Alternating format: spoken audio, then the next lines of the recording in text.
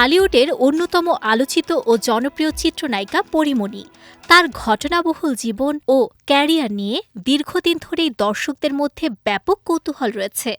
সেই গল্পকে চলচ্চিত্রের আকারে উপস্থাপন করা হলে তাতে অভিনয় করার গভীর আগ্রহ প্রকাশ করেছেন দিঘি। সম্প্রতি এক সাক্ষাৎকারে পরীমণির বায়োপিকে কাজ করার এই আগ্রহের কথা জানান দিঘি। তিনি বলেন, আমি পরী আপুর বায়োপিক হলে করতে চাই। আমি একটা অনুষ্ঠানে দেখেছিলাম, মনে হয় পরী আপু বলেছিল যে আমার বায়োপিক আমি করব, আর কেউ পারবে না।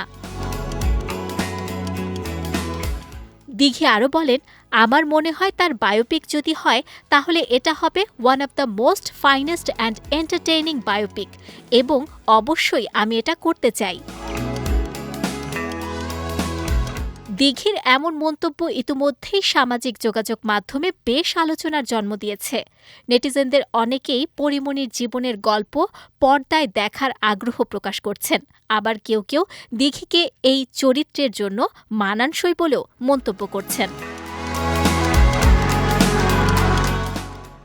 শিশুশিল্পী হিসেবে ক্যারিয়ার শুরু করে ব্যাপক জনপ্রিয়তা পেয়েছিলেন দিঘি। পরবর্তীতে চিত্রনায়িকা হিসেবে চলচ্চিত্রে অভিষেক ঘটে তার।